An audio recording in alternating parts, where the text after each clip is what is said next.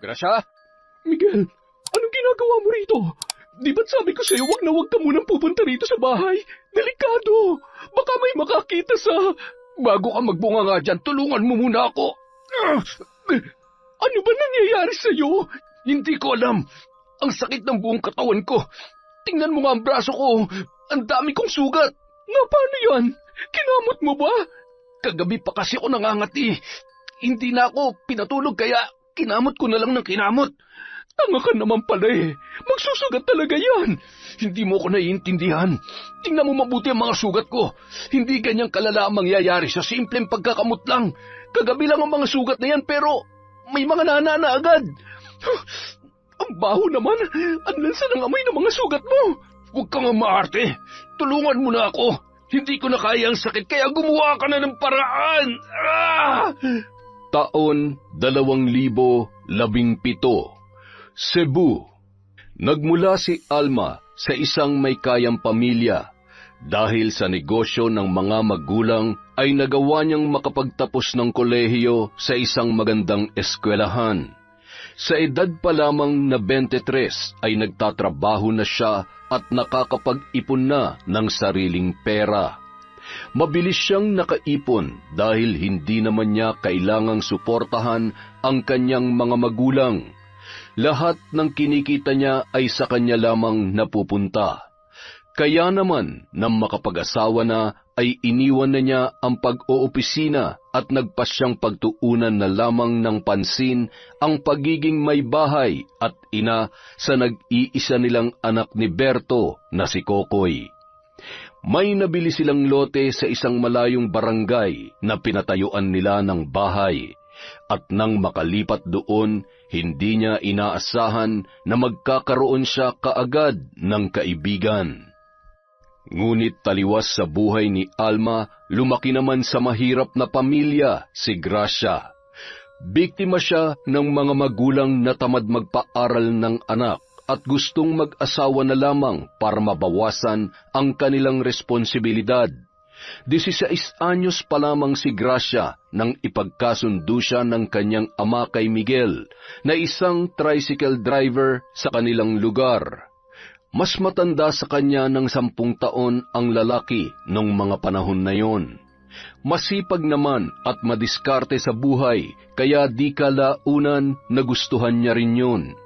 Naging magnobyo't magnobya sila at nakatira na sa iisang bubong habang hinihintay pa ang pagtungtong niya ng legal na edad. Dahil menor de edad pa lamang siya noon ay nakiusap muna siya na wag muna silang mag-aanak. Pagtungtong niya ng edad na 18, doon na sila nagkaroon ng supling. Nasundan yon ng nasundan hanggang sa umabot na sa 8 ang anak nila ni Miguel sa kasalukuyan. Sa dami ng kanilang anak ay hindi na sumasapat ang kinikita ng asawa ni Gracia sa pamamasada. 17 anyos na ang kanilang panganay at hindi pa yon maaari magtrabaho, kaya iginapang na lang muna nila ang pag-aaral noon, sa pag-asang kahit isa man lamang sa kanilang mga anak ang makatulong sa kanila pagdating ng araw. Kapag may pagkakataon naman, tumatanggap na lamang si Gracia ng labada at kung ano-ano pang trabaho para makatulong sa gastusin. Sa kabila ng hirap na pinagdaraanan ni Gracia at ng kanyang pamilya, nagbago ang takbo ng kanyang buhay nang makilala niya si Alma. May mga dati na silang kapitbahay roon, pero dahil walang trabaho sa kanilang lugar, karamihan sa mga bahay na malapit sa kanila ay bihira ng uwian ng may-ari. Ang pinakamalapit lamang ay ang nilipatan ni na Alma.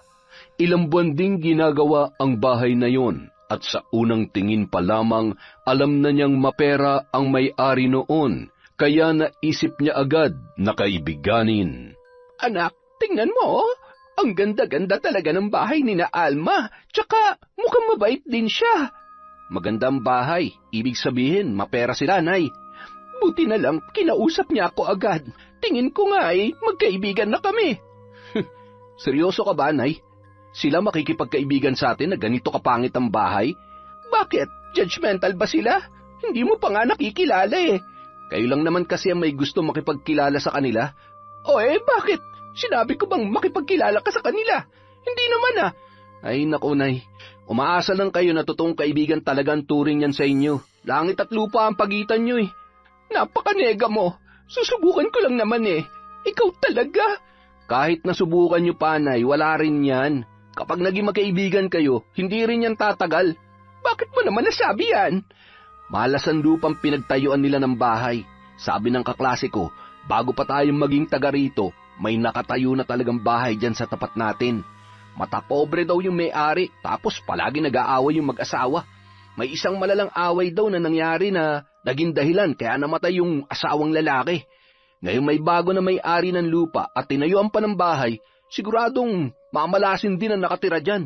Kapag minalas pa ng sobra, baka may mamatay din sa kanila. Shh! Tigilan mo nga yan! Kakalipat lang nila! Puro na agad kamalasan yung sinasabi mo! Mamaya magkatotoo yan kawawa naman sila! Noong una, hindi pa alam ni Gracia kung paano makikipagkilala sa bago nilang kapitbahay. Dahil sa itsura pa lamang ng babae ay nahihiya na siyang lumapit. Ngunit nang subukan niyang bumati at makipagkwentuhan sandali, doon niya na nalaman na mabait naman pala si Alma. Nang malaman niyang naghahanap ng labandera ang babae ay agad siyang nagpresenta. Lingguhan ang bayad sa kanya at palagi ring may dagdag ang kanyang natatanggap dahil alam nito ang kanilang sitwasyon. Naging malapit ang loob niya kay Alma dahil sa kabutihang ipinapakita nito sa kanya. Hindi na siya nahihiyang magkwento tungkol sa kagipitan nila at sa mga napapadalas na away nilang mag-asawa. Hanggang sa namalayan na lamang niya na naging matalik na magkaibigan na silang dalawa. Likas na mabait at matulungin si Alma kaya hindi siya nakaramdam ng pagkailang kahit na kung tutuusin ay amo niya ang babae. May mga pagkakataon na nakakahiram pa siya ng pera tuwing nauubusan sila ng bigas o di kaya'y tuwing walang baon sa eskwela ang kanyang mga anak. Bukod kasi sa matumal na ang kita sa pamamasada ni Miguel ay napapadalas pa ang pag-inom noon, kaya lalo silang nahihirapan. Yun din ang madalas na pinagmumulan ng kanilang away. Anong oras ka na naman nakauwi? Saan ka ba galing, Miguel? Naimbitahan lang ako sa handaan. Birthday ng inaanak ko. Ano ba masama ron? Buti pa yung inaanak mo nagagawa mong paglaanan ng oras. Pero sa paghahanap buhay, hindi mo magawa. Miguel naman, wala na tayong bigas. Wala na ring pambaon sa eskwelahan ng mga bata. Hayaan mo silang pumasok ng walang baon. Ano magagawa natin kung wala tayong maibibigay sa kanila? Ang kapal naman ng mukha mong sabihin yan. Ikaw ang ama. Ginusto mo magkaroon tayo ng maraming anak. Tapos ngayon, mabigat na ang responsibilidad mo. Hahayaan mo na lang sila. Wala ka talagang kwenta. Ano ba, Gracia, napakaingay mo? Araw-araw na lang na tuwing uuwi ako, bunganga mo yan naririnig ko. Nakakarindi ka na. Maririndi ka talaga kung hindi mo aayusin ang pagsustento sa amin. Pangatawanan mo ang pagiging padre de pamilya mo rito nang hindi tayo lagi nag-aaway. Ano bang akala mo? Pinupulot ko lang ang pera sa kalsada? Namamasada naman ako, Gracia. Kung walang pasahero, di walang kita. Isa pa, hindi araw-araw malaki ang kinikita ko. Lalo na ngayong tag-ulan, kakaunti lang ang pasahero. Bakit hindi ka maghanap ng trabaho? Wala ka na lang ibang alam gawin kundi bungangaan ako? Bakit? Hindi pa ba trabahong pagtanggap ko ng labada kay Alma? Baka hindi mo alam, Miguel, kung ano-anong racket na lang ang pinapatos ko para kumita ng pera. Tapos ngayon, kung makapagsalita ka, parang wala akong naitutulong sa'yo. Ang kapal na mukha mo. Tumahimik ka na nga. Walang magagawa yung pagbubunganga mo sa problema natin. Buti sana kung nagiging perang bawat salita nagagaling dyan sa bibig mo. Baka sakaling yumaman pa tayo. Ay. Huwag kang mag-alala. Hahanap ako ng ibang mapagkakakitaan para naman makapagpahingan tenga ko sa kaingayan mo. Dapat lang. At kung maaari, huwag ka na rin mag-inom dahil nag-aaksaya ka lang ng pera sa alak. Sus, pati ba naman yun pakikialaman mo pa? Minsan na nga lang magsaya ang tao eh. Wow, buti ka pa. Nagagawa mo pa magpakasaya sa kabila ng problema natin sa pera. Ayos lang pala sa'yo na magutom ang mga anak mo basta masaya ka. Ganun ba yun, ha? Anak ng teteng naman, oh. Itikom mo na nga lang yung bibig mo. Pag ako napuno sa'yo, baka tumabingi ang pagmumukha mo. Natahimik na lamang si Gracia sa sinabing yon ng kanyang asawa dahil ayaw niya ring masaktan. Minsan na siyang napagbuhatan ng kamay ni Miguel at nagtamo siya ng pasa dahil doon. Ngunit napapadalas ang kanilang pag-aaway, hindi pa rin gumagawa ng paraan ang lalaki para kumita ng mas malaki-laki para sa 8 nilang anak. Nadagdagan na rin ang utang ni Gracia kay Alma, kaya nahihiya na siya na lumapit pa sa bagong kaibigan. Mare, galing dito kanina yung bunso mong anak. Gutom na gutom kaya pinasabay ko na sa pananghalian namin kanina. Nako, nakakahiya naman, Mare. Pasensya ka na, ha? Hinihintay ko pa kasing makauwi si Miguel para makabili kami ng bigas at kahit sardinas man lang pang ulam. Hindi na pala nakatiis yung bunso ko. Ay, nako, pasensya ka na talaga, ha? Ano ka ba? Wala namang problema yon. Natutuwa nga ako sa anak mo kasi napakabibong bata. Magkasundo sila ng anak ko. Halos hindi na nga sila maghiwalay kanina habang naglalaro eh. Ay, mabait kasi talaga yung bunso ko kaya hindi na ako nagugulat na ganun siya sa anak mo. Pero, Mare, salamat ha. Buti na lang, hindi ka kagaya ng ibang nanay dyan na kayang ipagtabuyan ng anak ko at pagdamutan ng pagkain dahil hindi naman nila kaano-ano. Naku galing din naman kasi kami sa hirap kaya hindi ko yun gagawin sa iba, lalo na sa mga anak mo. Welcome sila dito sa bahay namin ni Berto. At ikaw naman, kung wala kayong maisaing, huwag kang mahihiya magsabi, ha? Pwede naman kitang pautangin ng bigas. May mga stock kami ng delata rin dito. Hayaan mo, minsan isasama kita dun sa gulayan na madalas kong pinupuntahan. Ililibre kita. Mura lang ang mga gulay ron. Sumama ka para may pang-ulam kayo kahit papaano. Nako, salamat talaga, Mare. Napakabuti mong kaibigan sa akin. Ay nako, maliit na bagay lang yon. Natutuwa nga ako na may kaibigan na ako rito eh. Alam mo naman, ang daming tsismosa rito at mga inggitera kaya mahirap magtiwala sa kanila. Hindi ko alam kung totoo ba yung mga ngiti nila o gusto lamang talaga nila akong makausap. Huwag ka mag-alala.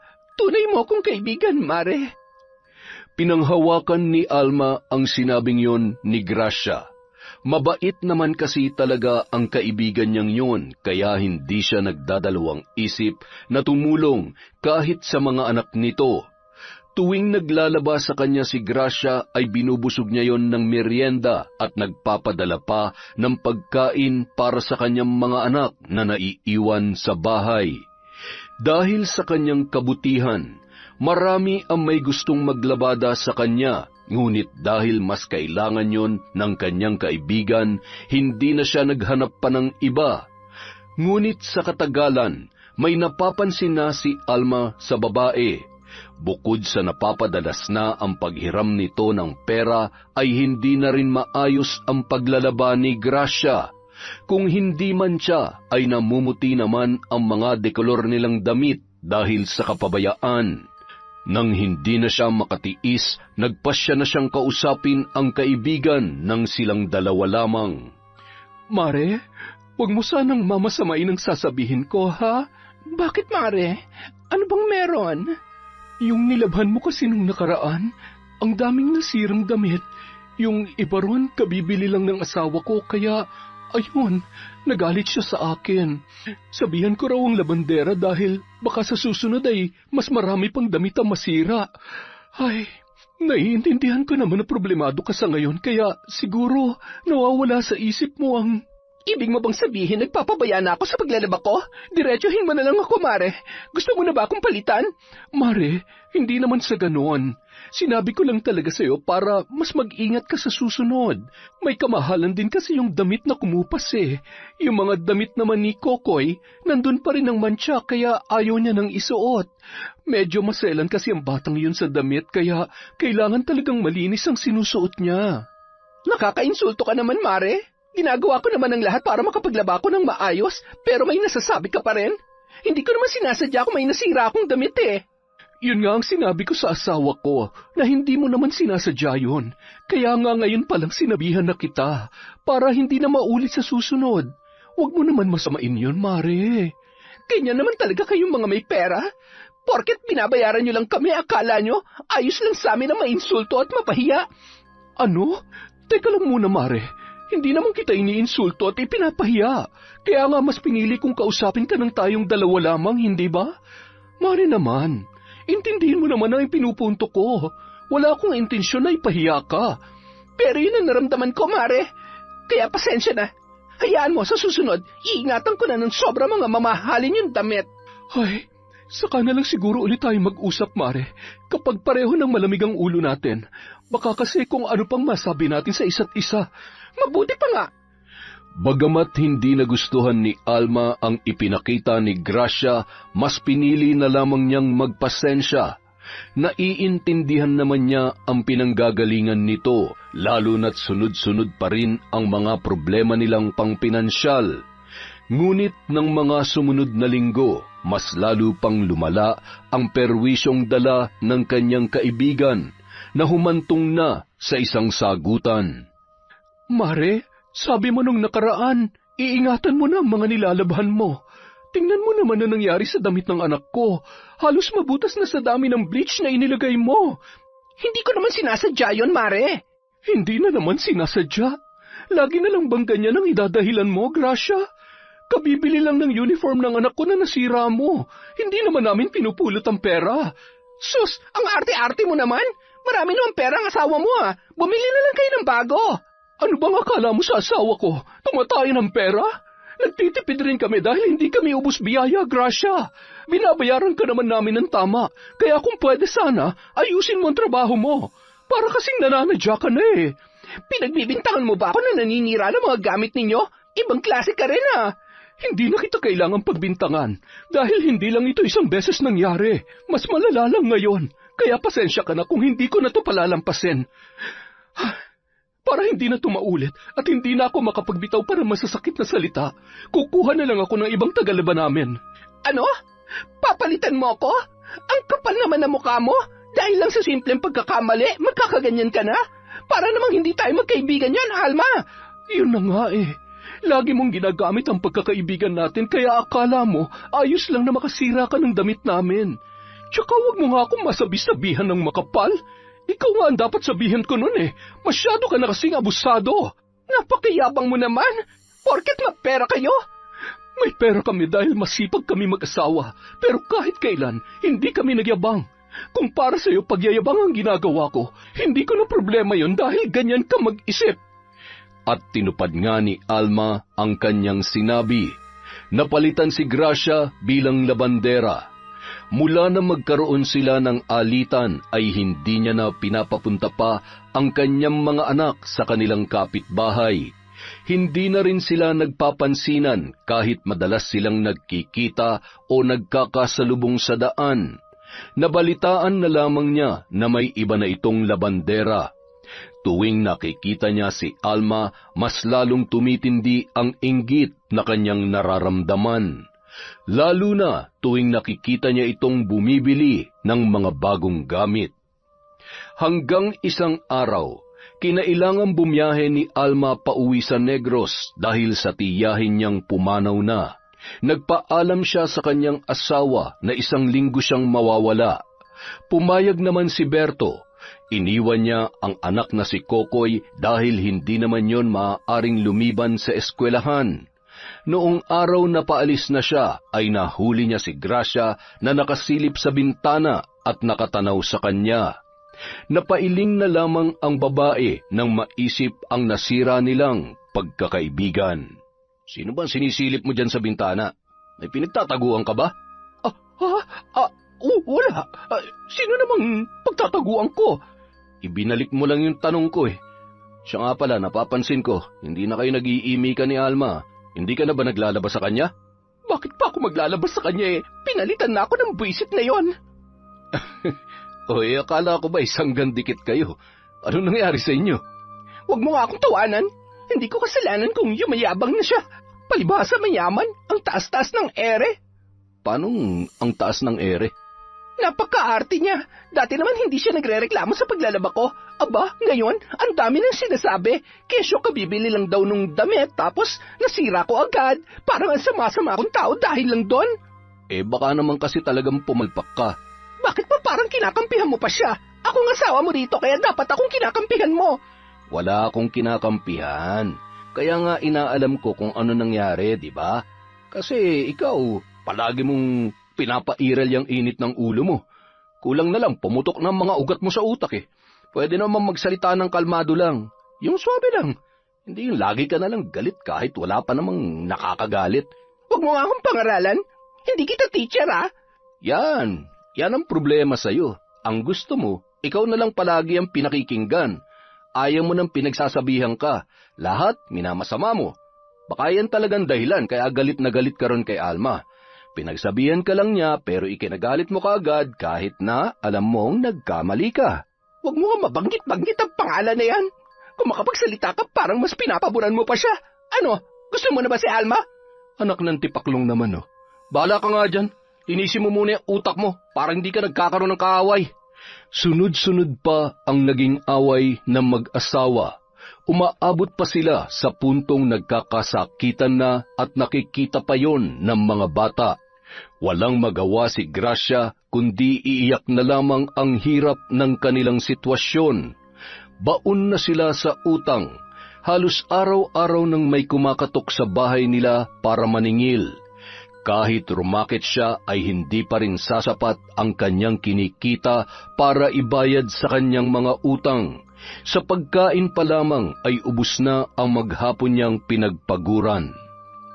Isang hapon, kauuwi lamang ni Gracia mula sa pagtitinda ng gulay nang matanaw niya ang kotse ni Berto. Mula roon, lumabas ang lalaking sapo ang balikat na tila nakakaramdam ng pananakit sa parteng yun. Napakunot noo ang babae at wala sa sariling lumapit sa asawa ng dati niyang kaibigan. Paring Berto? Ayos ka lang ba? Oh, Gracia, ikaw pala. Kanina pa kasi sumasakit ang balikat ko eh. Pati nga ang likod ko. May kilala ka bang masahista rito? Masahista bang kailangan mo? Marunong ako magmasahe. Talaga? Oo, paano? Puntahan na lang kita mamaya, ha? Pero... Pare, mahusay ako magmasahe. Huwag ka mag-alala, hindi naman kita babalian ng buto kung sakali. Kung di mo na itatanong, masahista rin ang nanay ko. Sa kanya ako natuto. Bakit hindi mo pagkakitaan ng pagmamasahe mo? Siguradong marami magpapamasahe sa iyo rito. Baka kasi magalit ang asawa ko eh. Medyo siloso yun eh. Nako, baka mamaya ay bigla na lang akong sugurin nun kung ikaw ang magmamasahe sa akin. Ay, kilala ka naman ni Miguel. Tsaka alam niya na magkaibigan kami ni Alma. Siya nga pala. Nasabi niya sa akin na nagkakaproblema raw kayong dalawa. Ano ba kasing pinagmulan ang hindi niyo pagkakaintindihan? Si Alma naman kasi, grabe kung makapagsalita. Ay, nako. Pag-usapan niyo na lang yan, kesa naman hayaan niyo na lang na masira ang pagkakaibigan ninyo. Gustong-gusto pa namang kalaro ni Coco yung bunso mong anak. Hindi na tuloy makapunta sa inyo dahil binabawalan na siya ng nanay niya. Wala pa ba dyan si Alma? Wala eh. 1 linggo siya sa Negros. Hihintayin muna niyang mailibing ang tiyahin niya bago siya bumalik dito. Ganun ba? Ay sige, pagdating niya kakausapin ko ulit siya para magkaayos na kami. Basta ako na magmamasahe sa'yo pare ha. Pasensya ka na. Kailangan ko lang kasing rumakit ngayon kaya hindi ko mapalampas ang pagkakataong ito. Sige. Ikaw ang bahala, basta hindi ako susugurin ng asawa mo, ha? Walang kaso sa akin yun. Bagamat sinabi ni Gracia kay Berto na magpapaalam naman siya sa kanyang asawa, ay hindi niya yun ginawa. Batid niyang hindi siya noon papayagan kung sakali. Iniwan niya ang mga anak niya sa bahay matapos ipagluto ng pagkain at hindi na sinabi pa kung saan siya pupunta. Walang ibang pwedeng makaalam tungkol sa kanyang binabalak. Pagpatak ng 7:00 ng gabi, tumanaw siya sa labas ng bahay para alamin kung tapos nang maghapunan ang mag-ama. Kadalasan naririnig niya ang ingay ng alagang aso ni Berto tuwing tapos na ang hapunan. Saka lamang pinakakain ng mga yon ang alaga kapag tapos na ring kumain. Madalas siya roon nung hindi pa sila nagkakaroon ng alitan ni Alma, kaya halos kabisado na niya ang ginagawa ng buong mag-anak sa buong maghapon. Inamoy-amoy pa ni Gracia ang sarili bago lumabas ng bahay. Bago pa man yun ay naligo siya at nagsuot ng maayos na damit para presentable kapag siya ay humarap na kay Berto. Siniguro niya rin mabango siya para hindi yun mandiri sa kanya sakaling lapitan niya ang lalaki. Nang makitang nakabukas ang gate ay pumasok na lamang siya roon. Naabutan niya ang kumpare niyang nakaupo sa sofa na malapit sa may pintuan kaya nakita siya kaagad. Berto, pare, pasensya ka na, pumasok na ako ha. Nakabukas kasi yung gate nyo kaya dumiretso na lamang ako. Iniwan ko talagang bukas yun para hindi ka na magtawag pagpunta mo rito. Teka, kumain ka na ba? Hindi pa nga eh. Pumunta na ako agad dito dahil baka maaga kong matulog. Hindi naman. Inihintay talaga kita. Hindi rin naman ako makakatulog kung patuloy pa rin sa pananakitang likod at balikat ko. Matanong ko lang, magkasama ba kayo ng anak mo sa kwarto? Hindi. May sarili siyang kwarto rito at kahit wala ang nanay niya, doon pa rin siya natutulog. Ganun ba? Teka, saan ba tayo? Sa kwarto niyo na lang ni Alma?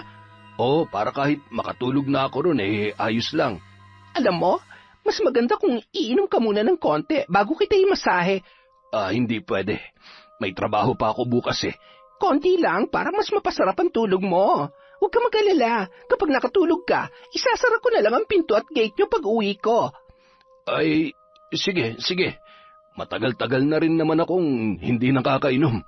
Sayang naman yung pinalamig kong alak sa ref. Nagpresenta si Gracia na siya na lamang ang kukuha ng alak para makainom din siya ng libre. Natawa na lamang sa kanya si Berto na walang kaalam-alam sa binabalak ng babae ng gabing yon. Matapos niyang kunin ang inumin nilang dalawa, inudyukan niya si Berto na uminom ng uminom hanggang sa makarami na ang lalaki. Dahil kaunti lang naman ang ininom niyang alak, nagawa pa rin niyang magmasahe. Ngunit habang ginagawa yon ni Gracia ay pasimple niyang tinutukso si Berto. Ang tigas pala ng braso mo, Berto. Nag-gym ka siguro, no? Bihira, paminsan-minsan. Dito lang ako sa bahay madalas mag-workout. Kahit naman kasi tumatanda na mas maganda pa rin nag-aalaga ng katawan. Ay, buti ka pa.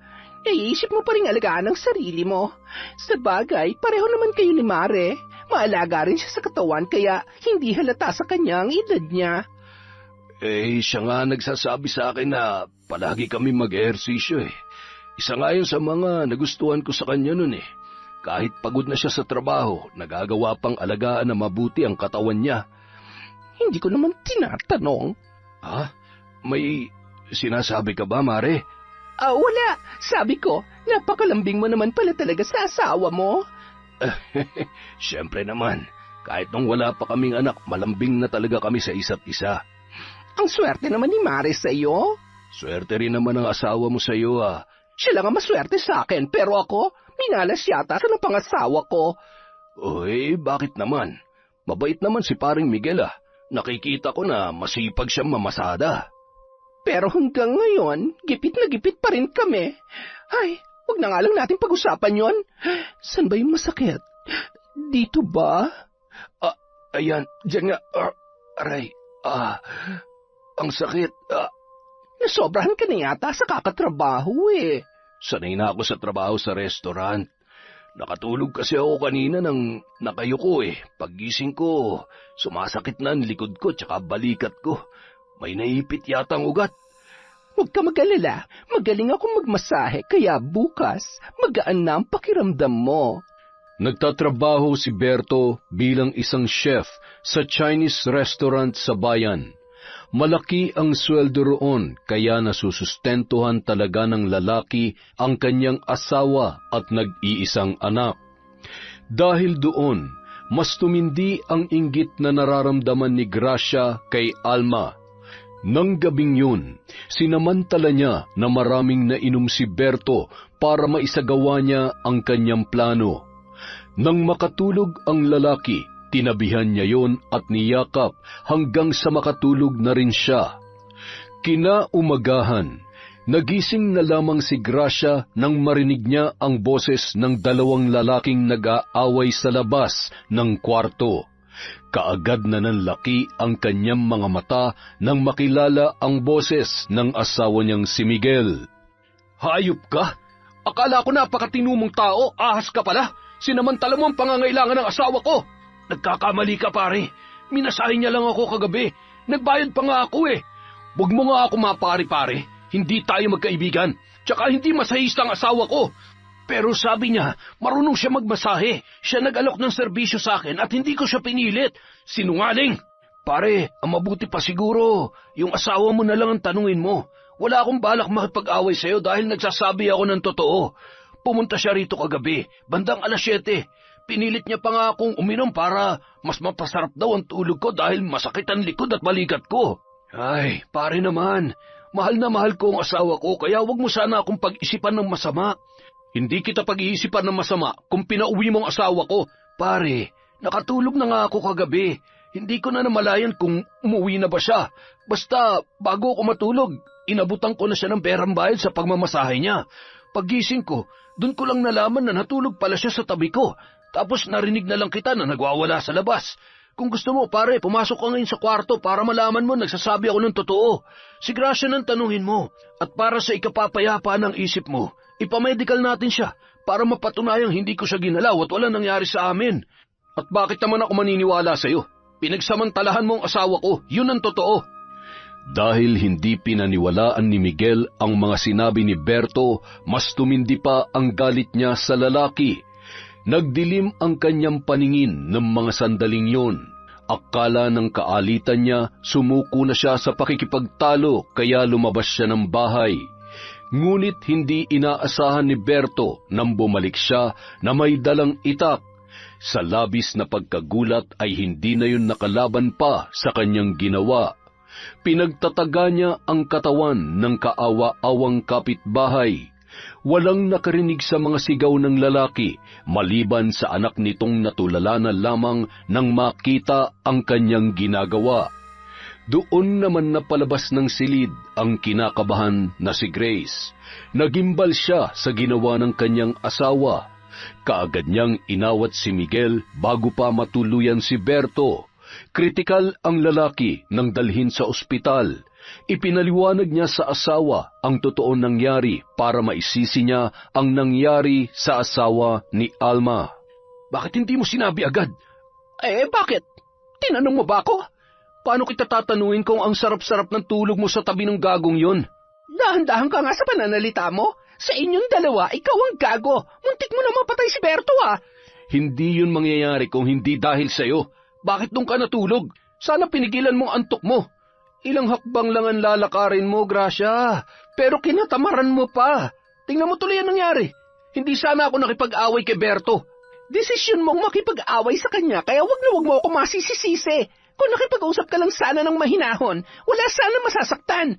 Nagpaliwanag na nga yung tao eh. Ang problema, sarado yung maliit mong utak. Di ikaw na matalino. Kunwari ka pa. Halata namang gusto mo yung Bertong yun. Yan ang problema sa iyo eh. Kahit wala namang dapat ikaselos, ginagawan mo pa rin ang dahilan para maikagalit ka sa akin. Anong gagawin mo ngayon, ha? Sigurado ako na anumang oras, may darating na lang na pulis dito para hulihin ka. Wala tayong perang pampiyansa. Pues, gawin mo ng paraan yan. Total, ikaw naman ang dahilan kung bakit nangyari ang lahat ng to. Dahil sa pumalpak na plano ni Gracia, mas lalo pang lumala ang lahat. Hindi niya alam kung paano haharapin ang mga panibagong problema sa kanilang buhay. Lalo na nang makauwi na si Alma at nalamang hindi pa nagkakamalay ang kanyang asawang nasa ospital.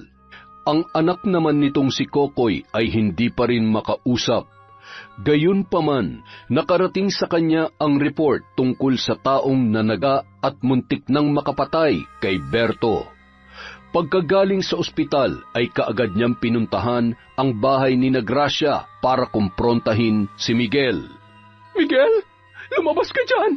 Harapin mo akong hayop ka. Alma, bakit nagsisisigaw ka dyan? Magtatanong ka pa kung bakit? Huwag ka na magbaang-maangan sa krimeng ginawa niya. Ilabas mo ang asawa mo. Aba, hindi ko akalain na palengkera ka rin pala. Nung una, kala mo kung sino kang hindi makabasag pinggan. Pero tingnan mo ngayon ang itsura mo. Wala ka na rin pinagkaiba sa mga eskandalosang taga rito. Hindi ako mag-eskandalo rito kung hindi magtatago ang asawa mo. Hindi nagtatago ang asawa ko. Wala siya rito dahil namamasada siya ng tricycle. Siya ang hinahanap mo, di ba? Eh di sundan mo rin sa kalsada. Hanapin mo, baka sakali magkita kayo. Ibang klase ka rin talaga, no? Alam mo ng kriminal ang asawa mo pero pinoprotektahan mo pa rin. Sa bagay, hindi naman ay nakakagulat sa isang kagaya mo mapagsamantala. Anong sinabi mo? Bakit? Hindi ba totoo? Kulang na nga lang ay hingin mo lahat sa akin na maayos pang pagkakaibigan natin. Hindi nga ako nagreklamo dahil naaawa ako sa iyo eh. Kahit na ang totoo, abusado ka na. Kulang na nga lang sa bahay ka na rin namin tumira. Kain ka ng kain at wala kang pakialam kahit magutom ang mga anak mo. Basta hindi kumakalaman sikmura mo. Wag mong husga ng pagiging ina ko sa mga anak ko. Wala kang alam sa mga pinagdadaanan at sakripisyo ko para sa kanila. Siguro nga, wala talaga akong alam. Pero sa ginawa mo, hindi ka nagiging mabuting ina sa kanila. Sa tingin mo ba pasasalamatan kanila kapag nalaman nilang nagtatago ka ng isang kriminal? Wag mong idadamay sa usapang to, mga anak ko. Kahit hindi ko sila idamay, apektado na sila sa problemang ginawa ng asawa mo. Kaya kung ayaw mong mas lumala pa ito, ilabas mo na siya para mapanagutan niya ang ginawa niya sa asawa ko. Hindi ako papayag na walang managot sa nangyari kay Berto. Wala pa rin siyang malay hanggang ngayon dahil kay Miguel. Ano ba kasi pinagmula ng away nila? Sigurado kung may alam ka kaya magsalita ka, Gracia. Wala akong sasabihin dahil wala akong alam sa sinasabi mo. Kung ako sa'yo, pumasok ka na dyan sa bahay niyo. Tingnan mo nga yung anak mo, oh. Namumutla na. Mukhang takot na dahil sa kakasigaw mo. Anong klase kang ina, ha? Anong klase akong ina? Ako yung inang hinding-hindi kagaya sa'yo. Kawawa lang ang mga bata sa isang magulang na katulad mo, Gracia. Akala ko pa naman noon, mabuti kang tao. Pero sa pagtatago mo sa asawa mo ngayon, parang inamin mo na rin na may kasalanan ka sa naging pag-aaway nila. Malalaman ko rin ang totoo. At kapag nalaman kong ikaw ang dahilan kung bakit na-comatose kayo ng asawa ko, sisiguruhin kong pareho kayo ni Miguel na hihimas na malamig na rehas. Dahil sa sinabing yun ni Alma, hindi napigilan ni Gracia na makaramdam ng takot. Alam niya sa kanyang sarili na kapag nakulong sila ni Miguel ay wala nang maiiwan pa sa kanilang mga anak. Hindi niya kakayaning mapunta lamang sa kung saan ang mga bata at may posibilidad pang mapahamak. Mukhang matagal pa bago magkamalay si Berto, ngunit ang ikinakatakot niya ay kapag nagsalita si Kokoy.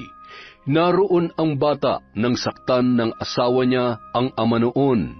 Nasaksihan nito ang lahat, kaya kapag nakapagsalita na ang bata, ay tiyak na ikakapahamak nila yon ng kanyang asawa. Hindi na alam ni Gracia kung ano ang gagawin.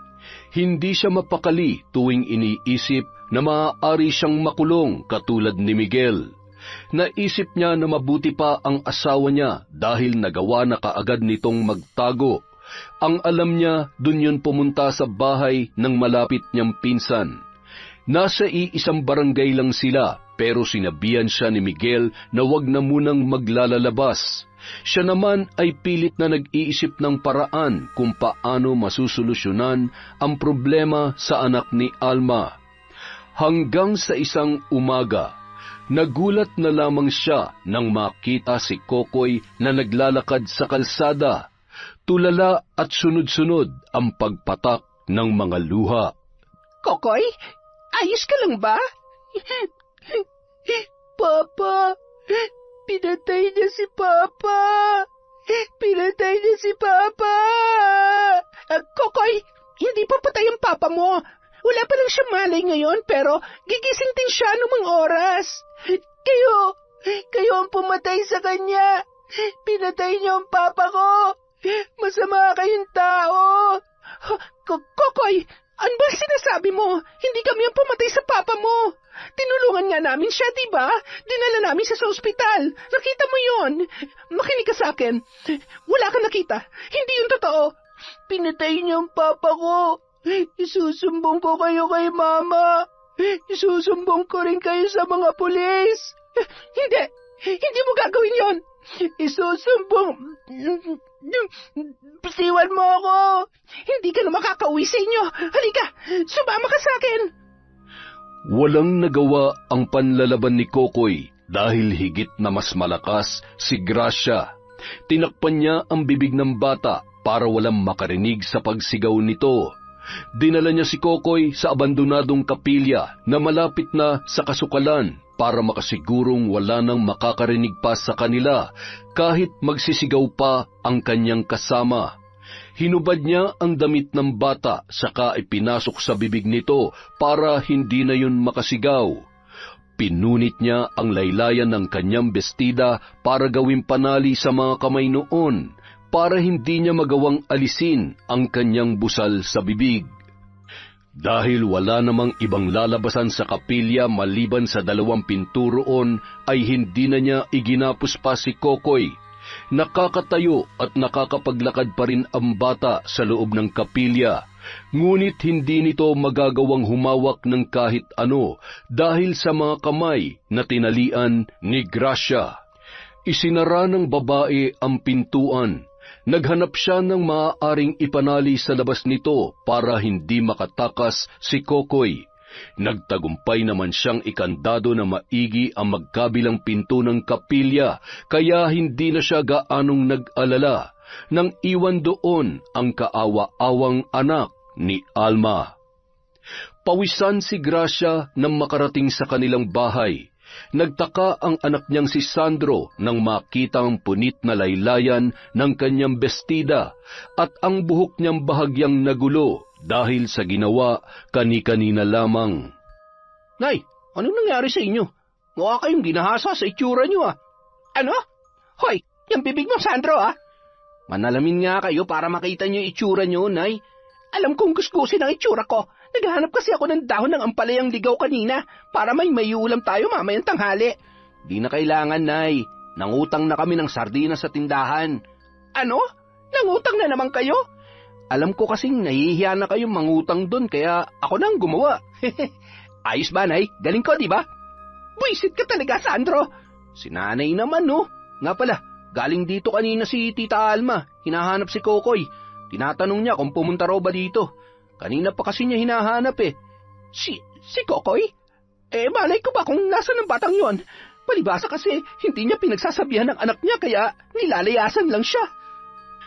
Nagpanggap na lamang si Gracia na walang alam sa kinaroroonan ng bata dahil hindi rin naman niya gugustuhing ipahamak ang kanyang sarili. Pagsapit ng hating gabi, naghanda na siya ng pagkaing ihahatid sa kanyang asawa na si Miguel. Bakit pumunta ka pa rito? Paano kung nasundan ka? Nagrereklamo ka pa? Ikaw na nga hinatira ng pagkain. Akala mo ba ganun kadali magdesisyon na puntahan ka dito? Alam ko namang posible ako masundan kaya nag-ingat ako. Kumusta yung bahay? Ayos naman, kaya lang may konting problema Ano nangyari? Magsasalita na yung anak ni Alma, si Kokoy. Ano? Hindi pwede, Gracia. Sigurado makukulong tayong dalawa dahil nandun ka nung gawin ko yun kay Berto. Alam ko, kaya ginawan ko na ng paraan. Ha? Anong ginawa mo? Ikinulong ko siya sa lumang kapilya. Sigurado mababaliw ang batang yun doon. At pag nagkataon, hindi na siya paniniwalaan sa kahit na ano pang sabihin niya. Tanga, paano kung mamatay yun doon? Bahala na. Hindi ko na alam ang gagawin ko, Miguel Bakit? Kung ikaw ba nasa sitwasyon ko, hindi mo gagawin yon? Sa bagay, ang mahalaga, walang nakakita sa'yo at walang makakakita sa kanya ron habang buhay pa siya. Samantala, halos masiraan na ng bait si Alma ng gabing yon sa kakahanap sa anak niyang si Kokoy. Hating gabi na pero naglalakad pa rin siya sa may kalsada sa pagbabaka sakaling makikita roon ang kanyang anak. Hapung-hapo na siyang napasandal sa katawan ng punong mangga para magpahinga sandali. Nagngilid ang kanyang mga luha habang paulit-ulit na sinasambit ang pangalan ni Kokoy. Kokoy! Kokoy! Kokoy ko! Nasaan ka na ba? Magpakita ka na kay Mama. Pagod na ako. Diyos ko, Tulungan niyo po ako mahanap si Kokoy. Huwag niyo po sanang hayaan na mapahamak siya sa kamay ng masasamang loob. Ilang sandali pa, nakarinig siya ng kaluskos sa di kalayuan. Napakunot ang noo niya at naningkit ang kanyang mga mata nang matanaw ang anino ng isang batang tumatakbo papalayo. Tinanglawan niya yon nang dala niyang flashlight para makasiguro. Bata ba yun? Kokoy! Kokoy, anak! Ngunit hindi yun huminto sa pagtakbo. Bagamat nangangalay na ang mga tuhod, sinundan niya pa rin ang nakitang anino hanggang sa dalhin siya ng kanyang mga paa sa lumang kapilya. Napahinto siya at nagtatakang pinagmasdan ang kapilyang halos mabalot na ng mga gumagapang na damo. Sa pagkakaalam niya ay pinagbabawalan ng pumasok doon ang lahat dahil baka pinamamahayan na ng ahas ang loob. Sa takot na matuklaw ng ahas ay nagpasya na lamang siyang umalis. Ngunit nang akmang hahakbang na siya pabalik, may nakaagaw ng kanyang pansin. Napakunot ang noo niya nang makita ang tila sinirang kandado sa pinto ng kapilya na napalitan ng may kalumaang lubid. May tao kaya sa loob? May tao ba dyan? Kokoy! Nandyan ka ba, anak? Ngunit walang sinuman ang sumagot sa kanya. Hindi maunawaan ni Alma kung bakit biglang nag-iba ang kanyang pakiramdam nung mga sandaling yon. Tila kung anong may nagtutulak sa kanya na buksan ang pinto ng kapilya. Dahil doon, sinikap niyang kalagin ang taling nakapulupot hanggang sa tuluyan niya nang mabuksan ang pintuan. Kaagad niyang dinampot ang flashlight sa katinanglawan ang loob noon. Ilang sandali pa. Kokoy! Kokoy, anak ko! Diyos ko! Sinong gumawa nito sa'yo? Kokoy, anak, gumising ka! Nandito na si Mama! Gising na, anak! Tila binuhusan ng malamig na tubig at sinasaksak ng libo-libong patalim si Alma nang damhin ang pulso ni Kokoy. Wala na ang kaisa-isa niyang anak. Nanginginig ang kamay na tinanggal niya ang sarili nitong damit na ginawang busal sa bibig ng bata. Nakahubad na ang anak niya ng abutan doon at namumutla na rin ang buong katawan. Nang magsagawa ng otopsiya sa pagkamatay ni Kokoy, nalaman ni Alma na inatake sa puso ang anak niyang may claustrophobia. Noon pa man, takot na sa kulong na lugar ang kanyang anak. At kapag nakakaramdam yon ng matinding takot, may posibilidad na atakihin siya sa puso. Walang patid ang mga luha niya habang pinagmamasdan ang bangkay ng batang nagbigay ng saya at kulay sa buhay nilang mag-asawa. Kahit anong gawin ni Alma, hindi na maibabalik pa ang buhay ni Kokoy. Ngunit hindi ibig sabihin noon ay wala na siyang pwedeng gawin para mabigyan ng hustisya ang pagkamatay ng bata. Bukod sa kanyang asawa ay tanging si Kokoy lamang ang nakakaalam ng tunay na pangyayari sa bahay nila nang mawala siya roon.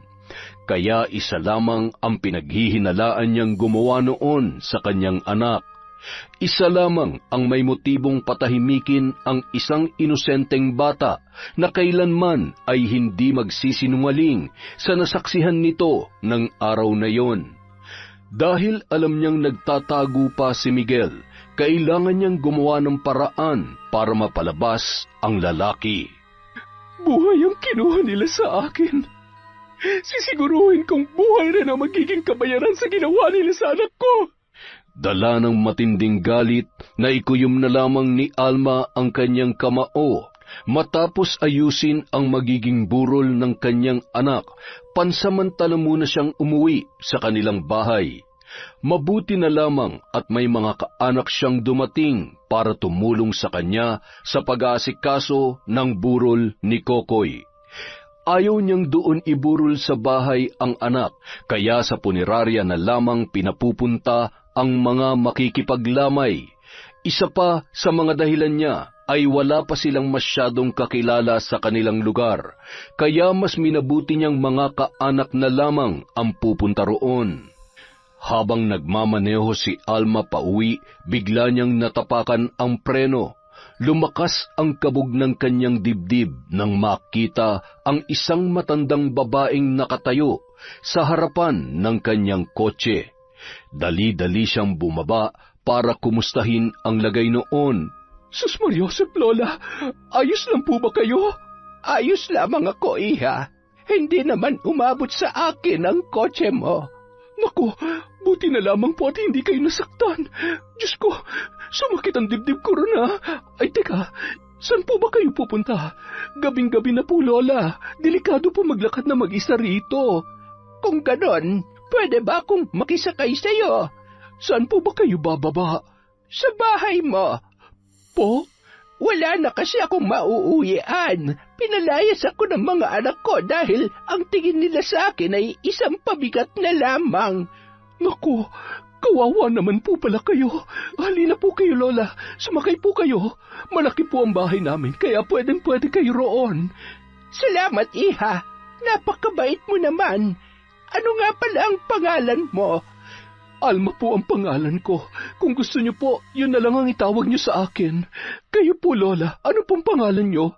Turing, yun ang itawag mo sa akin. Iniuwi ni Alma sa bahay niya ang matandang babaeng nakita sa daan, kahit na hindi niya pa yun lubusang kakilala. Pagkarating sa bahay, kaagad siyang naghanda ng pagkain para sa kasama. Habang nag-aasikaso sa kusina, dumako ang tingin niya kay Lola Turing, na tahimik lamang na nakaupo sa sala habang pinagmamasdan ang kanilang bahay. Mula kisame hanggang sahig, doon huminto ang tingin ng matanda at maya-maya ay nag-angat yon ng tingin sa kanya. Nabahira ng dugo ang sahig na ito. Po? Hindi siya namatay, hindi ba? Sino po? Asawa mo ba siya? Nasa ospital po ang asawa ko. Wala pa rin po siyang malay hanggang ngayon. May bumugbog sa kanya at pinagtataga ang katawan niya habang wala siyang kalaban-laban. Pero ang mga taong sangkot sa nangyari, ayaw pa rin umamin hanggang ngayon, at ang lalaking muntik na makapatay sa kanya ay nagtatago pa rin. Ayaw niyang harapin ang kanyang ginawa. Anong gusto mong mangyari sa taong yon, iha? Gusto ko siyang maparusahan. Gusto ko siyang mamatay. Alam kong siya rin ang pumatay sa anak ko. Pinatay niya ang anak ko na walang kalaban-laban. Napakabuti ni Kokoy. Malambing siya at makadiyos. Wala siyang ibang ginawa kundi maging mabuti sa iba, pero ganun na lamang ang sinapit niya.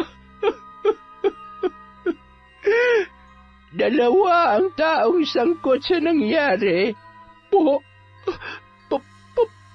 Paano niyo po nalaman? Nakita ko. Isang babae at isang lalaki ang gumawa nito sa asawa at anak mo. Ang bahay na yun sa tapat niyo. Masyado yung mabigat. Ibig niyo po bang sabihin? Sila talaga may kinalaman sa nangyari kay Berto at kay Kokoy? Nakita niyo po ba si Miguel nung pumasok siya rito sa bahay namin? Si Gracia po, nandito po ba siya nung araw na yon? Sino po sa kanila ang pumatay sa anak ko? Lola, sabihin niyo po sa akin dahil...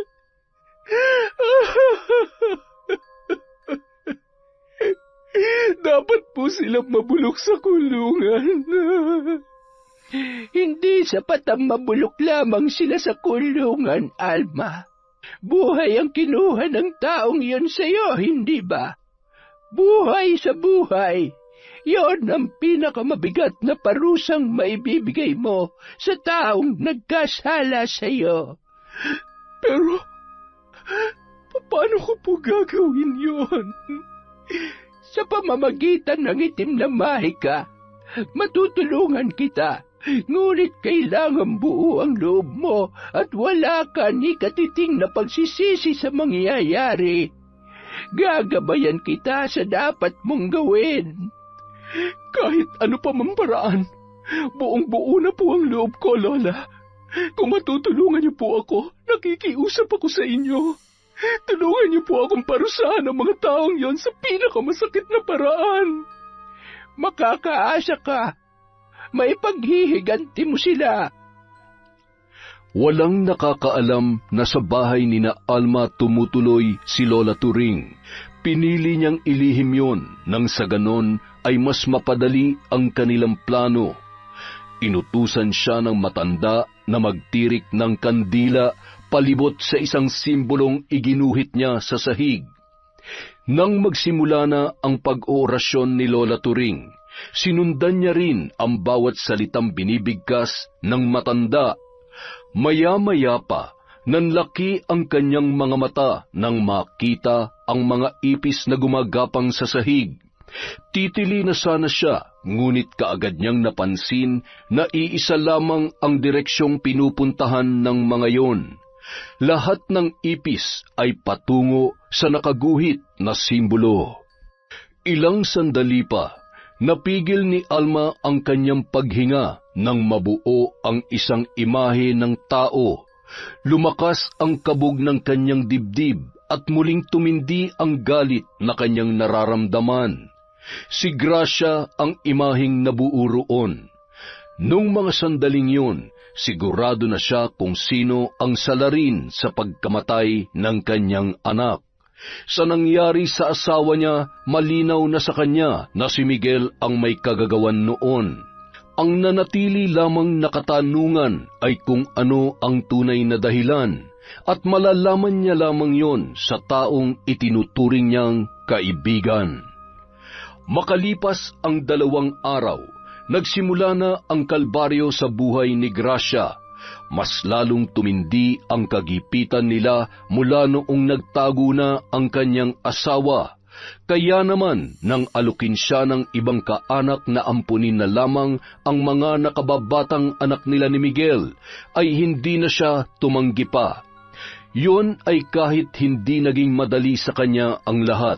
Nangako naman siya sa mga anak na babalikan niya ang mga yon kapag maayos na ang lahat.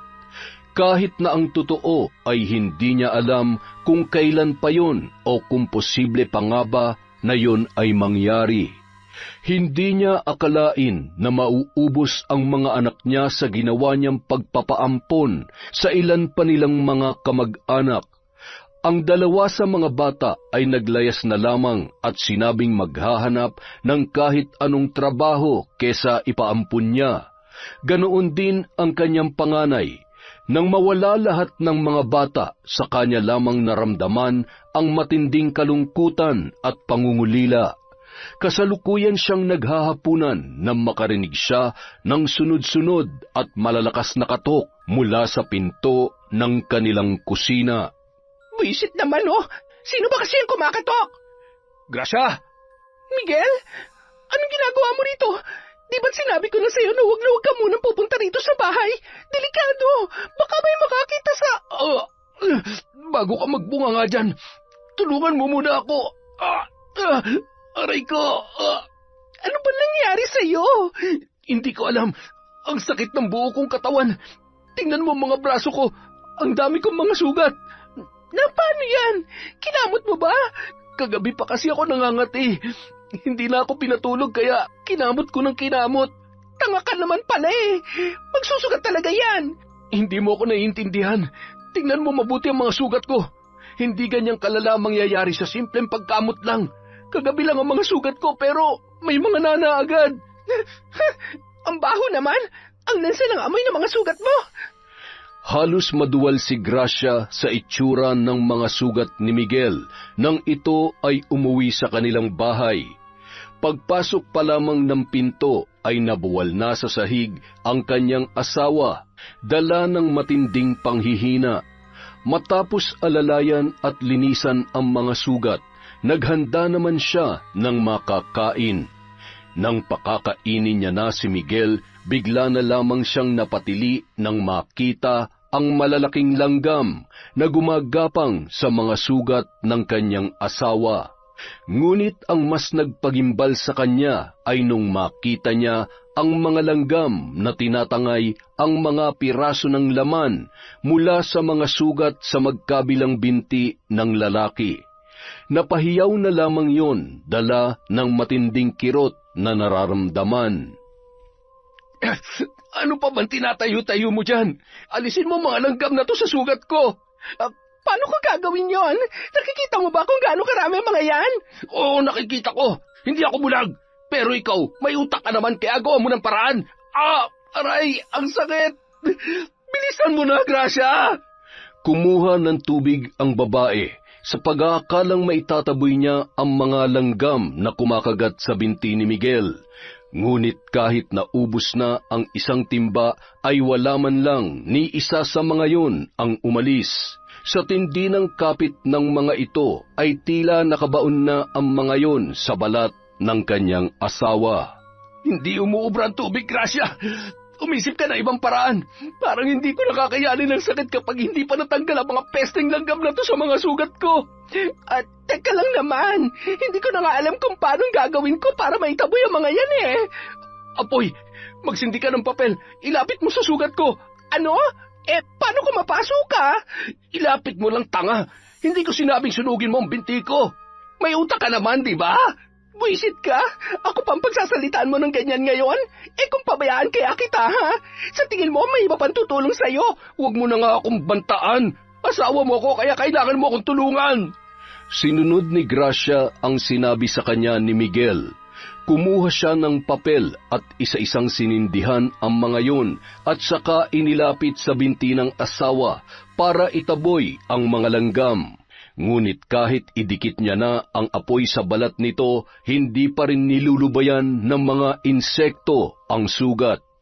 Maya-maya, natigilan siya na mapansing halos mapunit na ang laman ni Miguel dahil sa lumalaking mga sugat. Ang sakit! Akin na yung papel! Ako na magtatabi sa mga buwisit na to! Heto! Ayusin mo! Baka masunog yung balat mo! Wala na akong pakialam! Hindi ko na kaya ang sakit kaya kailangan ko nang gawin to! Ngunit kahit nasunog na ang ilan sa mga langgam, ay hindi pa rin nilulubayan ng iba ang sugat ni Miguel. Ilang sandali pa, nanlaki ang mga mata ni Gracia nang makitang sumiklab na ang apoy sa kaliwang binti ng kanyang asawa. Nataranta siya at kaagad na kumuha ng tubig para patayin ang apoy, at nang maapula niya yon, nanlamig naman ang buong katawan niya nang makita ang binti ng asawa na halos buto na lamang ang natira. Nawalan ng malay si Miguel dahil sa nangyari. Magdamag niyang binantayan ang asawa dahil sa labis na pag-aalala. Kinabukasan, wala na ang mga langgam, ngunit mas lalo pang nabulok ang mga sugat ng kanyang asawa, kaya napilitan na siyang maghanap ng manggagamot. Dahil wala siyang kilalang manggagamot sa kanilang lugar, kinailangan pa niyang magtanong-tanong, hanggang sa makahanap siya sa kabilang barangay. Nang makita ng matanda ang mga sugat ni Miguel, alam na kaagad noon na binabarang ang lalaki. Kinilabutan siya sa sinabi nito na walang balak na buhayin ng sinumang gumagawa noon ang kaisa-isang taong nakakasama niya. Nagbigay ng ilang herbal na gamot para sa sugat ni Miguel ang matandang manggagamot. Tanging yun lamang daw ang maitutulong noon sa kanyang asawa. Albularyo na raw ang kailangan nila at hindi isang simpleng manggagamot lamang na gumagamit ng mga herbal. Makalipas ang ilang araw, tuluyan na ring gumaling si Miguel. Hindi niya yon inaasahan dahil ang sabi ng manggagamot ay merong may balak na pumatay sa kanyang asawa. Hindi ko akalaing gagaling pa ang sugat ko. Biruin mo, kita na yung buto ko. Takpan natin ito mabuti. Akala ko, yun ang magiging katapusan ko. Sino ba kasing nakaaway mo at nangyari yan sa'yo? Wala naman akong iba nakakaaway kundi si Berto lang. Pero paano namang siya magpapabarang sa akin, hindi pa nga yung nagkakamalay sa ospital. Ay, pambihira to nangyari sa akin, oo. Gumaling nga ang mga sugat ko. Hindi naman ako makalakad na mabuti tulad ng dati. Hindi na rin ako makakapamasada dahil sa nangyari sa kaliwa kong binti. Magpasalamat ka na lamang at buhay ka ngayon. Kung napakasama ng taong nagpabarang sa'yo, baka hindi ka na nga talaga binuhay. Sa lagay na yan mukhang pinatawad ka pa. Pero, sino nga kaya ang gagawa nito sa akin? Teka, hindi kaya si Alma? Oo nga, no? Ang tagal nang nananahimik at hindi nagpapakita ng babaeng yon. Hindi kaya may ginagawa na siya para gantihan tayo? Hindi malabong mangyari yun. Paano kung sa tahimik niyang yun at sa kabutihang pinapakita niya nun sa iyo ay may lihim palang pagkatao niya? Baka siya pa mismo ang bumarang sa akin. Hindi siya makaganti dahil alam niya nagtatago ako, Gracia. Tama. Mukhang siya nga may kagagawan niyan sa'yo. Humanda siya sa akin. Bakit? Ano gagawin mo? Wala ka na ron. Matapos ilibing ang bangkay ni Kokoy, nagpasya na munang umuwi si Alma bago dumiretso sa ospital. Gusto niyang kumustahin ang lagay ni Lola Trining sa bahay niya dahil naiwan lamang yon na mag-isa roon habang abala siya sa pagpapalibing sa kanyang anak. Pagdating ni Alma sa labas pa lang ng bahay ay nag-aabang na ang nakapamaywang na si Gracia. Napabuntong hininga na lamang siya nang makita ang dating kaibigan. Mukhang alam niya na ang dahilan kaya naroon ang babae. Anong ginagawa mo rito? Nagtatanong ka pa talaga? Bakit hindi mo nalang sagutin ang tanong ko? Ganun ba kahirap yun para sa'yo? Bakit mo ipinabarang ang asawa ko? Huwag na huwag kang tatanggi dahil alam kong ikaw lang ang may motibong gawin yon. Ibig sabihin, nandyan ang asawa mo. Pero nakapagtataka lang kung bakit hindi niya pa isinusuko ang sarili niya. Sa ginawa mo sa kanya, patas na kayo. Wala na siyang kasalanan sa inyo ng asawa mo. Halos patayin niyo na siya. Halos patayin? Sa iyo pa talaga mismo nanggaling yan? Sa bagay, hindi mo naman nakita ang kalagayan ng asawa ko ngayon sa ospital. Pero sasabihin ko na lang para naman may alam ka. Muntik na ring mamatay ang asawa ko. Buti pa nga ang asawa mo nakakasama at nakakausap mo pa. Yung asawa ko, hanggang ngayon, hindi ko pa rin makausap at hindi ko pa rin makasama. Hindi ko nakasalanan yon. Hindi ako doktor at mas lalong hindi ako magician para alisin siya sa sitwasyon niya. Hindi ko hinihiling sa iyo na pagalingin mo ang asawa ko. Ang gusto ko, hustisya para sa nangyari sa kanya at hustisya sa pagkamatay ng anak ko. Pagkamatay ng anak mo? Wala na si Kokoy? Oo, wala na ang anak ko dahil may isang demonyo nagkulong sa kanya sa lumang kapilya at basta na lamang siya iniwan doon. Malamig, malamok at inaahas na ang lugar na yon. Sakit sa puso ang kinamatay ng anak ko at nangyari yon dahil nakaramdam siya ng matinding takot. Takot siya sa mga kulong na lugar. Kaya nga 2 bintana ng kwarto niya at sinadya namin palakihin para sa kanya. Tapos ikukulong lang siya ng hayop na nagdala sa kanya roon. Alam mo na ba kung sino ang gumawa noon sa kanya? Oo, alam ko na kung sino. At sisiguruhin ko na magbabayad siya sa pagpatay niya sa anak ko. Nakikiramay ako, Alma. Hindi ko kailangan ng pakikiramay mo. Umalis ka na at galingan mo lang ang pagtago sa asawa mong kriminal. Makakarma rin kayo. Biglang nakaramdam ng takot si Gracia sa mga sinabi sa kanya ni Alma. Mukhang alam na nga ng dati niyang kaibigan na siya ang nagkulong kay Kokoy sa lumang kapilya. Ngunit ang kanyang ipinagtataka ay kung paano yun nalaman ng babae dahil sigurado naman siya na walang nakakita sa kanya. Dahil sa nangyari, hindi nakatulog si Gracia. Magdamag siyang nakatitig sa bubong ng kanilang bahay at bumabangon pa tuwing nakakarinig ng ingay. Ilang sandali pa, napalingon siya sa pinto ng kanilang silid nang may mapansin siya na tila dumaan doon. May tao ba dyan? Ngunit walang sino man ang sumagot sa kanya. Napilitan siyang bumangon at lumabas ng kanyang kwarto.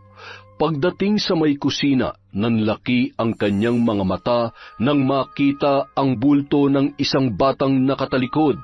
Sa pag-aakalang yon, ang kanyang bunsong anak ay lumapit siya para hawakan ito sa balikat. Ngunit nang ilang hakbang na lamang ang layo nila ay bigla na lamang nawala ang bata. Halos nalibot na niya ang buong bahay pero wala naman siyang nakita roon. Ilang sandali pa, nakaramdam siya ng matinding pagkauhaw. Kumuha siya ng tubig at kaagad na nilagok ang laman ng baso. Kauubos niya lang noon nang muli na naman siyang nakaramdam ng panunuyo ng lalamunan. Sunod-sunod ang naging paglagok niya ng tubig hanggang sa naramdaman niya na lamang ang unti-unting paglaki ng kanyang tiyan. Habang hinihimas niya ang tiyan, muntik na siyang mapasigaw nang bigla na lamang lumitaw sa harapan niya ang isang matanda. Mahaba ang namumuting buhok noon na halos umabot na hanggang sakong. Sino ka? Paano ka nakapasok dito? Pagbabayaran mo ang ginawa mong kasalanan. Buhay ang kinuha mo, kaya buhay rin ang babawiin sa'yo. Magsasalita pa sana si Gracia nang bigla na lamang nawala ang matanda sa kanyang harapan. Ni hindi niya alam kung saan yun nanggaling. Ngunit naging mas malaking palaisipan sa kanya ang sinabi nito na buhay rin ang babawiin sa kanya. Sa hindi malamang dahilan, bigla na lamang siyang kinilabutan. Samantala, kausap naman ni Alma sa bahay si Lola Turing ng gabing yon. Naabutan niya ang matanda na naroon pa rin sa sala at tila wala pang balak matulog. Lola, bakit gising pa po kayo? Hindi naman ako natutulog, iha. Mukhang natuto na kayo magbiro, Lola. Ay siya nga pala, hindi po ba kayo kumakain? Wala po kasing bawas sa mga pagkain sa ref. Nakakatampo kayo, ha? Kahit nung unang dating nyo rito, ayaw nyo rin kumain. Ay, wag mo na lamang akong pansinin. Ay, teka, bakit nagbago ang desisyon mo tungkol sa lalaking muntik nang makapatay sa asawa mo? Hindi niya naman napatay ang asawa ko, kaya gusto ko rin maging patas sa kanya. Pero kahit na hindi ko siya hinayaang mamatay, sisiguruhin ko pa rin makukulong siya. Pagdurusahan niya ang ginawa niya sa loob ng kulungan. Ang ginawa niya kay Berto. Nire-respeto ko ang desisyon mo. Ngunit paano ang babaeng pumatay sa anak mo? Gusto ko pong ipatikim sa kanya ang matinding paghihirap hanggang sa matapos ang buhay niya. Ang anak ko ang dapat nabubuhay ngayon at hindi isang kagaya ni Gracia. Mangyayari ang kamatayan niya sa mismong lugar kung saan niya iniwan ang anak ko. Kinabukasan, nagising na lamang si Gracia na nangangati ang buong katawan. Hindi pa man niya na imumulat ang kanyang mga mata ay dama niya na ang matigas na bagay sa kanyang likuran. Nanuot din sa ilong niya ang masangsang na amoy na agad na nagpadilat sa kanyang mga mata. Ano yung amoy na yon? Nang ilibot niya ang paningin sa kanyang kinaroroonan ay kaagad na nanlaki ang kanyang mga mata. Tumambad sa kanya ang mga nakalawit na damo sa butas-butas na bubong. Nakahiga siya sa marumi at bitak-bitak na sahig. Napakurap-kurap pa siya. Pamilyar ang lugar na yon sa kanya. Teka, wala ako sa bahay namin, ha? Paano ka napunta rito? Nang tumayo si Gracia, sinubukan niyang buksan ang pinto ng lumang kapilya. Sa kanya lamang napagtanto na nakakulong nga siya sa loob noon. Paulit-ulit niya yung sinipa hanggang sa tuluyan ng nasira. Nakalabas siya ng kapilya at nakabalik na sa kanilang bahay, ngunit hanggang sa pagkakataong yun ay wala pa siyang kaide-ideya kung paano siya napunta sa kanyang pinanggalingan. Sigurado ka bang hindi ako umalis ng bahay kagabi? Paano ka naman makakalabas ng bahay kagabi? Pumasok ka dito sa kwarto na busog ng tubig. Paghiga mo sa tabi ko, nakatulog ka na kaagad, kaya paano nangyaring nagising ka na lang sa lumang kapilya? Baka naman nananaginip ka lang. nakikita mo ba tong maliliit na dahong sumabit sa buhok ko? At itong mga duming dumikit sa damit ko? Lahat ng to ay dahil nagising ako sa maruming sahig doon. Hindi kita niloloko. At mas lalong hindi ako nananaginip lang. Hindi kaya naglakad ka ng tulog? Ako? Maglalakad ng tulog? Imposible. Hindi pa yun nangyari sa akin sa tanang buhay ko. Ay, nako. Sumasakit ng ulo ko sa kakaisip kung ano nangyari sa'yo. Maghanda ka na lang kaya ng pagkain. Mamaya na. Maliligo muna ako. Kanina pa ako nangangati eh. Tingnan mo atong braso ko oh. Namamantal na. Sandali. Patingin nga ulit niyang braso mo. Bakit? Anak ng... Ganyan na ganyan din nagsimula ang mga sugat ko. Kinamot ko ng kinamot kaya lumaki hanggang sa mabulok kinabukasan. Ano? Ibig bang sabihin, may nambabarang din sa akin? Nasagot ang tanong ni Gracia nang sa loob lamang ng isang araw ay halos buong katawan niya na ang may pantal. Dahil sa matinding pangangati ay kinamot niya yon ng kinamot hanggang sa mabilis nang naging sugat. Pagsapit ng gabi, halos hindi na maihakbang ni Gracia ang kanyang mga paa nang pati ang alak-alakan niya ay puro sugat na. Sa kabila ng hapding nararamdaman, pinilit niya pa ring makatulog para hindi na gaanong mahirapan sa unti-unting ipinaparanas sa kanya ni Alma. Kinabukasan, muling ikinagulat ni Gracia ang paggising niya sa loob ng kapilya. Ngunit sa pagkakataong yun, hindi na nakasara ang pinto, kaya madali na lamang siyang nakalabas. Ang hindi niya lang maunawaan ay kung paano siya muling napunta roon. Doon na siya nagduda na marahil ay totoo nga ang sinasabi ni Miguel na naglalakad siya ng tulog. Pagbalik niya sa kanilang bahay, sumalubong sa kanya ang matinding katahimikan. Hinanap niya sa buong bahay si Miguel pero hindi na niya natagpuan ang kanyang asawa. Ilang sandali lamang ay biglang bumukas ang pinto at tumambad sa kanya ang malungkot na anak na si Sandro. Anak, ano nangyari? Nasaan ang tatay mo? Nay, galing ako rito kanina para kumustahin kayo pero biglang dumating ang mga pulis at dinakip si tatay. Nakakulong na po siya ngayon. Anong gagawin natin, Nay? Anak, wala naman tayong mapagkukunan ng ipampipiansa sa kanya.